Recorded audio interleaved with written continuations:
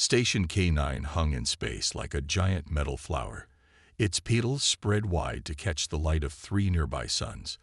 The station was busy, as always, with ships coming and going from all corners of the galaxy. But today was different. Today would change everything. Hyun-Ki wiped sweat from his forehead as he walked through the crowded market section. Even after 5 years of working on space stations, he still wasn't used to their strange mix of hot and cold spots. His heavy boots made loud sounds against the metal floor, a clear sign he was from a high-gravity world. He stopped at his favorite food stand, run by a blue-skinned alien who made something close to Korean street food. The smell of spices filled the air, making his stomach growl. "The usual, friend?" the vendor asked. Before Hyun-Ki could answer, there was a crash and a small yelp from nearby. He turned to see a Nexian surrounded by fallen machine parts. The sight made his heart sink. Nexians were known throughout the galaxy as the weakest of all spacefaring races. Their thin, almost glass-like bodies could barely handle normal gravity, let alone the artificial gravity of the station. Most people walked past, some laughing, others shaking their heads. But Hyun-Ki wasn't most people. He walked over and knelt beside the fallen alien. "Need a hand?" he asked softly. The Nexian looked up, his clear skin showing the quick beating of his 3 hearts. "Yes, please," he said in perfect standard English. "I'm too young." "Hyun-Ki," he replied, carefully helping gather the scattered parts. As he picked them up, he noticed these weren't ordinary machine pieces. They were beautifully designed, with patterns he had never seen before. "Did you make these?" Do-Young's skin flushed slightly blue. What Hyun-Ki guessed was their version of a blush. "Yes, they're parts for a new type of engine, but no one will look at them because..." He gestured to his fragile body. Hyun-Ki picked up what looked like a power core. Its design was unlike anything he'd seen in his years as an engineer. "This is amazing," he said, turning it over in his hands. "The energy flow pattern, it's completely new. You can understand it." Do-Young's eyes widened, the tiny lights inside them glowing brighter. "Enough to know it's brilliant. But why aren't you working with the big engineering companies?" Do-Young's skin darkened slightly. "They only see Nexians as office workers or data processors. We're too weak for real work, they say." Hyun-Ki stood up, still holding the power core. Around them, the station buzzed with life. Dozens of species going about their business, most of them looking down on the Nexian without a second thought. But Hyun-Ki saw something different. He saw possibility. "What if I told you I work for Kim Engineering Solutions?" Hyun-Ki said. "We're small, but we're looking for new ideas, and we don't care what species they come from." Do-Young's whole body seemed to light up. "You would look at my designs. Better than that." Hyun-Ki smiled. "I want to help build them. Your brain and my hands. We could make something amazing." For the first time, Do-Young stood straight, his thin frame barely reaching Hyun-Ki's chest. "Why would you help me? Everyone knows humans are one of the strongest races. You don't need help from a Nexian." Hyun-Ki thought about his grandmother's stories, about how Korean immigrants had faced similar prejudices on Earth centuries ago. "Because being strong isn't just about muscles," he said. "It's about seeing what others miss, and I think everyone else is missing something big here." He held out his hand. Do-Young reached out with his delicate fingers, completing a handshake that would change the galaxy forever. "Come on," Hyun-Ki said, picking up the box of parts easily. "Let's get some food, and you can tell me more about this engine design. I know a place that makes great space kimchi." As they walked away, neither of them knew they had just started something much bigger than themselves.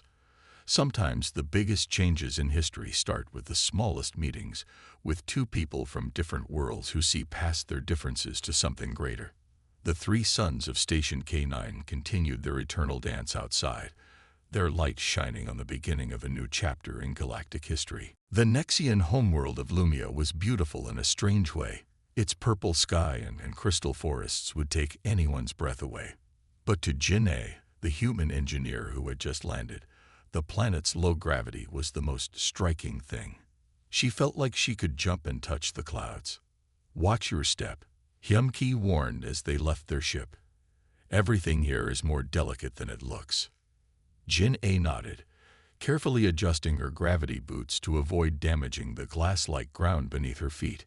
She had come here after Hyun-ki's excited call about Do-young's inventions. As the best engineer at Kim Engineering Solutions, she needed to see these designs for herself. The Nexian city before them looked like it was made of frozen light. Tall, thin buildings rose into the purple sky, connected by bridges that seemed too fragile to hold anything. But the most striking thing was how empty the streets looked. "Where is everyone?" Jin-A asked. "Inside," Do-young answered, his clear skin showing the flow of thoughts through his brain. A unique Nexian feature. The Stellar Coalition's new rules say we can only work from indoor stations now. For our safety, they claim. Jin-A frowned. She had heard about the Coalition's protection of weaker species, but seeing it firsthand made her angry. The Nexians weren't being protected. They were being controlled. They entered Do-young's workshop, a room filled with holographic displays and delicate machinery. Other Nexians worked there, all of them looking up with surprise at the two humans. One of them, a female Nexian, approached them. "Welcome," she said. "I'm Myray. Do-young told us about your interest in our work." Jin-A watched in amazement as Myray brought up a hologram of their latest project. It was an energy system unlike anything she had seen before. The design used the Nexians' deep understanding of light and energy in ways that Coalition engineers had never thought of. "This is incredible," Jin-A said, walking around the hologram. "You've solved the power loss problem that's been bothering engineers for years. But why hasn't anyone implemented this?" Myray's skin darkened with frustration. "The Coalition says our designs are too risky. They won't let us build anything without their supervision. And their supervisors always find reasons to reject our work." "Show them the other thing," Do-young said excitedly. Myray changed the hologram to show something that made both humans gasp. It was a new type of ship engine, one that could use the energy patterns found in starlight itself. "With this engine," Do-young explained, "even small ships could travel faster and farther than the biggest Coalition cruisers, but they'll never let us build it." Jin-A looked at Hyun-ki, seeing the same thought in his eyes. "Maybe they won't," she said, "but we will." "That would be illegal," Myray said, but her skin was glowing with hope. "The Coalition's laws. The Coalition's laws are wrong," Hyun-ki said firmly. "They're keeping your people from reaching their full potential. And for what? So they can keep control of space travel." Jin-A pulled out her tablet and started making notes. "We have a small factory on Station K9. If we're careful, we could build a prototype there. The Coalition doesn't watch human businesses as closely."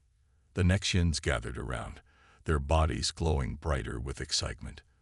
For the first time, they had allies who saw them as equals, not as weaklings to be protected. "It will be dangerous," Do-young warned. "If the Coalition finds out."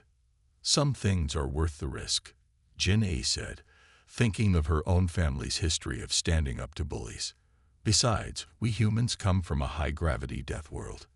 We're used to danger." The group spent the next few hours planning their secret project. As they talked, none of them noticed a small Coalition drone floating outside the window, recording everything they said. The pieces were set. The game was about to begin. And the galaxy would never be the same. The basement of Hae-Newell's house wasn't much to look at, but it had become the heart of something important. The Nexian scientist had turned it into a secret workshop where humans and Nexians could work together without the Coalition watching them. 3 months had passed since the meeting in Do-young's workshop. The Coalition had started asking questions, but they hadn't found anything yet. They couldn't imagine that the weak Nexians would dare to break their rules. "Pass me the light core," Hae-Newell said to Hyun-ki. His clear skin showed streams of calculations flowing through his brain as he worked on their latest project. The basement was full of half-finished machines and glowing blueprints. Hyun-Ki handed over the delicate piece of equipment. Around them, 5 other Nexians worked with 3 humans, all focused on different parts of their secret plan. The air smelled like metal and hope. The coalition is sending more patrols to the city, Jin-A reported as she came down the stairs. They know something's happening, but they can't figure out what. Let them look, Mayray said, her skin glowing with determination. All they'll find are good Nexians doing their boring office jobs. She smiled, showing the way her kind expressed humor. The group had gotten good at hiding their work. During the day, the Nexians went to their normal jobs, processing data and filing reports like the coalition expected them to. But at night, they worked on their real projects. Hanul held up their newest invention, a tiny device that could hide energy signatures. With this, he explained, we can test our new engines without the coalition's sensors seeing them. And look at this, Du Young added, bringing up a hologram. We've found a way to make the engines even better. We're using the crystal patterns from our forests as a model. Suddenly, there was a quiet beep from their warning system. Everyone froze. Coalition Patrol, whispered Sujoy. Their human lookout. They're doing a house-to-house search. They had practiced for this. Quickly but quietly, everyone helped hide their work. The humans went to the hidden back room while the Nexians moved to their cover stations. Haynul turned on their fake data processing screens just as the door upstairs chimed. Through the thin walls, they could hear the coalition officers talking to Haynul's partner upstairs. Just a routine check, they said. Nothing to worry about. Minutes felt like hours as they waited. The humans held their breath in the hidden room, while the Nexians pretended to work on boring coalition reports. Finally, the officers left. Clear, Sujai reported after checking her sensors. Everyone relaxed, but they knew they had gotten lucky. We need to work faster, Hyun-Ki said once they were all back together. The coalition is getting suspicious. We don't have much time. Hanul nodded, his skin showing complex patterns of worry and determination. The first engine is almost ready. Once we prove it works, others will join us. Many Nexians are tired of being treated like children. And we'll help them, Jin-A promised. Earth was like this once, divided into groups who looked down on each other. We learned better. Now we can help the galaxy learn too. As they went back to work, more Nexians started arriving. Teachers, doctors, and office workers who were tired of being told they were too weak to follow their dreams. Each one brought new ideas and new hope. Remember, Haynul said to the growing group, we're not just building engines. We're building a future where everyone can reach their full potential. The humans nodded in agreement. They understood what it meant to fight against those who wanted to keep you down. Around them, the secret workshop hummed with energy and purpose. The revolution had started, not with weapons or battles, but with people working together in a basement, believing in something better. Sometimes, the quietest rebellions are the ones that change everything. The mining moon of Chorus was famous for 2 things: its rich mineral deposits and its crushing gravity. No Nexian had ever worked there, until today. Young Ho stood in the control room, watching through the window as Do Young walked across the moon's surface. The Nexian wasn't walking in his usual fragile body. Instead, he wore their greatest creation yet, the M1 exosuit. How does it feel? Young Ho asked through the comm system. As a human combat specialist, he had spent weeks helping design and test the suit. Amazing, Du Young answered, his voice full of joy. The gravity feels normal. I can move freely. To prove his point, he picked up a heavy rock that would have crushed his natural body. Behind Young Ho, Haynul, and Jin-A watched their screens carefully. The suit was working perfectly, letting Du Young's thin body handle gravity 3 times stronger than Earth's. It was their first real test in the field. Coalition patrol in 10 minutes, Mayray reported from her monitoring station. They had chosen this abandoned part of the mining moon carefully, but they still had to be careful.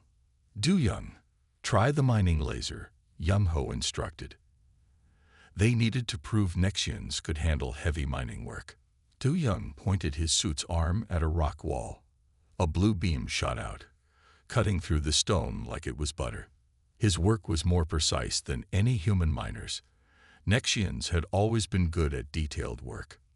Perfect, Yum-Ho said, smiling. Now the real test. Emergency situation drill. Without warning, he pressed a button that made one of Do-Young's suit legs stop working. In the past, such a problem would have trapped a Nexian helplessly. But Do-Young had trained for this. Quick as thinking, Do-Young switched to his backup systems.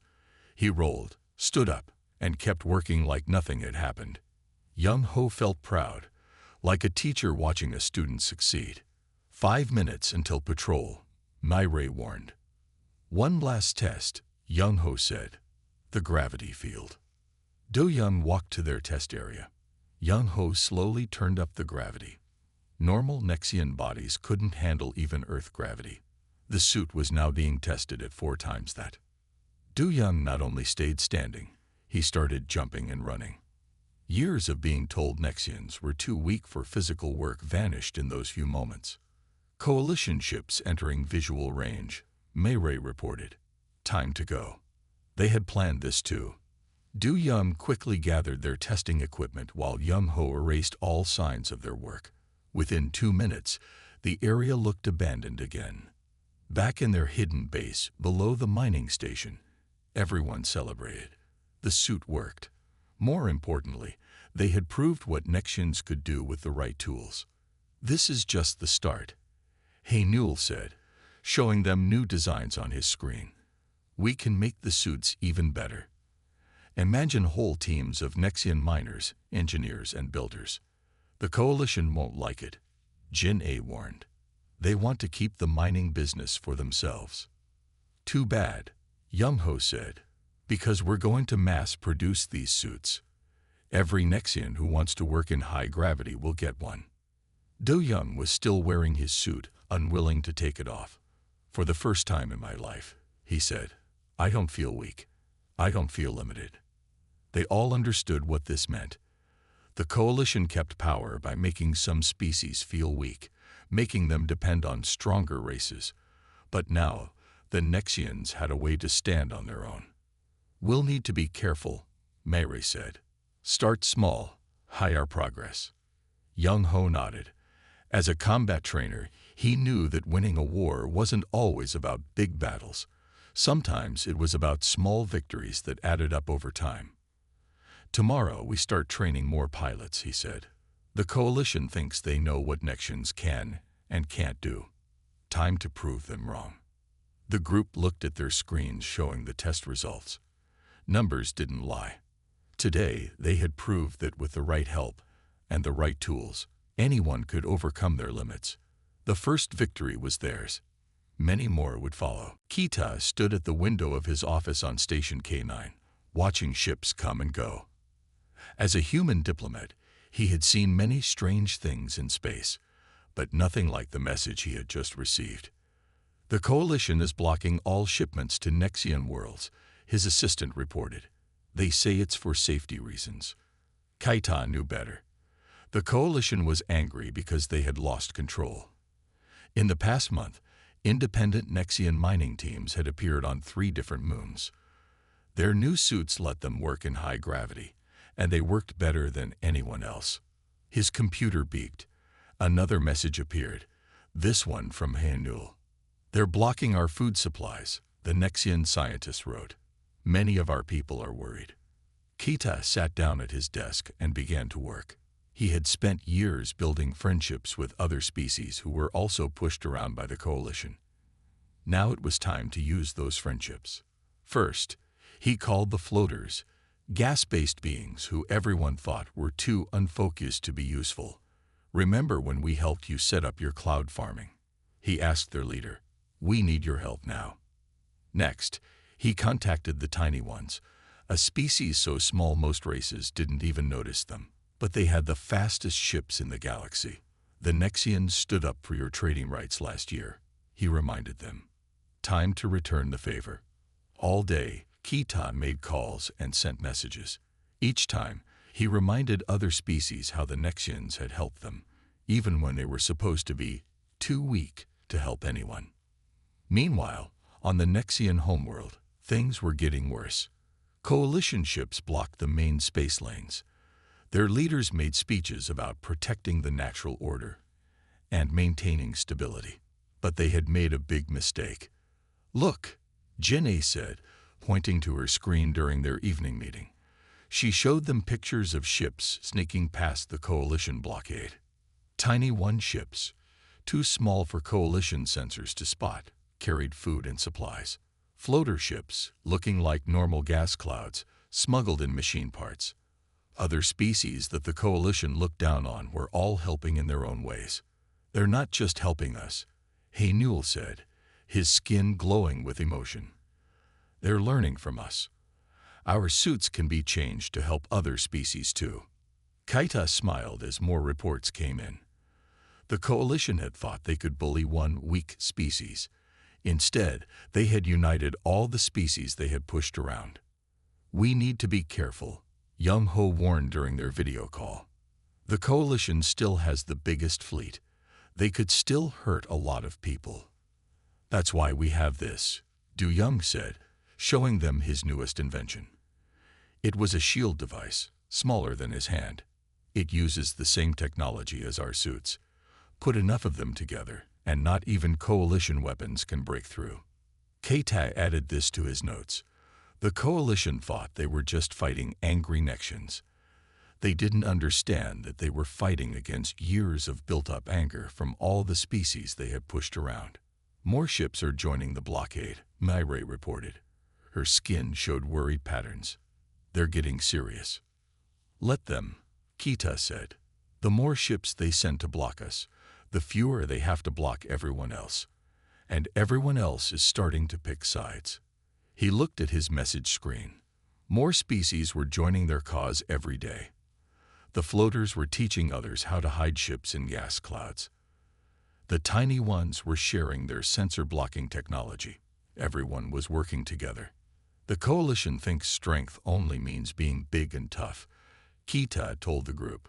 "They forget that real strength comes from working together, from helping each other up when others push us down." As if to prove his point, another message appeared. The Rock People, a species everyone thought was too slow and stupid to matter, had just offered their entire mining fleet to help break the blockade. The Coalition had wanted to teach the Nexians a lesson. Instead, they were about to learn one themselves. Space seemed darker than usual around Station K9 as Haynul showed everyone their biggest project yet. The room was full of holograms showing a space station unlike any ever built. "We call it Haven," he said, his clear skin glowing with pride. "A place where any species can live and work, no matter how strong or weak they are." The station design slowly spun in the air. It had areas with different gravity levels, special atmospheres, and living spaces for every kind of life form. Most importantly, it had laboratories and workshops where everyone could work together. "It's beautiful," Jin'ei said, walking around the hologram. "But how can we build it? The Coalition controls all the big shipyards." Do Young's skin flickered with excitement. "We don't need their shipyards. Look at this." He pressed a button, and the hologram changed. The big station broke into thousands of smaller pieces. "Each piece is small enough for our friends to build," Haynul explained. "The tiny ones can make the computer parts. The floaters can grow the special crystals we need. The Rock People can mine and shape the metals." Young Ho studied the design with a soldier's eye.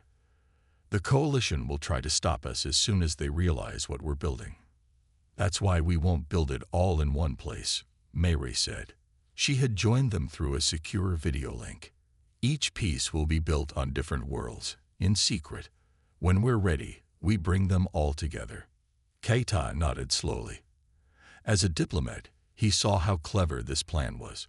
The Coalition can't block everyone at once. They don't have enough ships. The group spent hours going over the plans. Each species would build what they were best at. Humans would help coordinate and protect the builders. Nexians would design and direct everything. There's something else, Haynewell said near the end of the meeting. He showed them one last hologram. The station will have a new kind of shield, not just for protection, but for sharing. The shield design was special. It could take energy from strong gravity areas and share it with weaker areas. It could mix atmospheres safely. It would let different species work side by side without special suits or equipment. This isn't just a station, Jin A realized. It's proof that we're stronger together than apart. Suddenly, their warning systems beeped. Coalition ships were heading toward Station K9. They must have found out, Young Ho said, reaching for the emergency controls. But Kita held up his hand. No, he said with a smile. This is perfect. Let them come. Everyone looked at him in surprise. Think about it, he explained. They'll search the station. They'll question everyone. And they'll find nothing but plans for a peaceful trading post. What can they say against that? Haynewell's skin showed patterns of understanding. They can't stop us from building a place to live and work. That would show everyone what they really are, bullies who want to keep power for themselves. The group quickly saved their work and spread out through the station. When coalition officers stormed in an hour later, they found nothing suspicious, just members of different species talking about trade and cooperation. The officers left angry and confused. They knew something was happening, but they couldn't figure out what. Later that night, the first pieces of Haven were already being built in hidden workshops across the galaxy. The tiny ones' fast ships carried messages between builders. The floaters hid construction sites in their gas clouds. The rock people's mining ships protected transport routes. How long until it's ready? Young Ho asked as they watched the first section being assembled. 3 months, Haynewell said. Maybe 4, but when it's done. When it's done, Kita finished, everything changes. The stars seemed brighter now, as if they too were excited about what was coming. Soon, the galaxy would have proof that being different didn't mean being weak, and that working together made everyone stronger. The Coalition's biggest battle fleet filled the space around Haven. Their ships looked like angry metal giants against the stars. But Minji, the human fleet commander, wasn't worried. They're arranging their ships just like the training simulations said they would, she told Sungmin, her Nexian tactical advisor. His clear skin showed complex battle plans flowing through his mind. 3 months had passed since they started building Haven. Now the station was almost complete, hanging in space like a shining city. Inside, thousands of beings from different species worked together, each doing what they did best. Coalition ships are charging weapons, reported Myray from her control station. Her skin flickered with nervous energy. The Coalition commander's face appeared on their main screen. This illegal station must surrender, he said. We have authority to use force. Min Jai looked at Sungmin and nodded. They had planned for this. Starting defense pattern 1. Sungmin said quietly. Around Haven, hundreds of tiny ships appeared. Each one was too small for Coalition weapons to target properly. They were piloted by the tiny ones, carrying special shields designed by the Nexians. What is this? The Coalition commander demanded. Move those toys aside. Next came the floaters, their gas cloud ships surrounding the Coalition fleet. They weren't attacking, just making it hard for the Coalition ships to see clearly. Second wave, Minji ordered. This time, the rock people's mining ships moved into position. They were slow but nearly impossible to damage. Behind them came ships from dozens of other species that the Coalition had always looked down on. This is your final warning, the Coalition commander said, but his voice wasn't so confident now. Minji spoke for the first time. No, she said, this is yours. She nodded to Haynewell, who pressed a button on his control panel. Around Haven, thousands of small devices turned on. They were Du Young's new shields, working together in a way no one had tried before. The coalition ships fired their weapons. Giant energy beams shot toward Haven. But something amazing happened. The shields didn't just block the attacks. They caught the energy and sent it back into Haven's power systems. Impossible. The coalition commander shouted. Shields like that can't work. They can't work alone, Sung Min said calmly. But together, supporting each other, that's different. The coalition ships fired again. And again. Each time, Haven's shields grew stronger. The station's lights grew brighter. Its systems worked better. Don't you understand? Minji asked the coalition commander. Everything you throw at us makes us stronger. Because we work together. We support each other.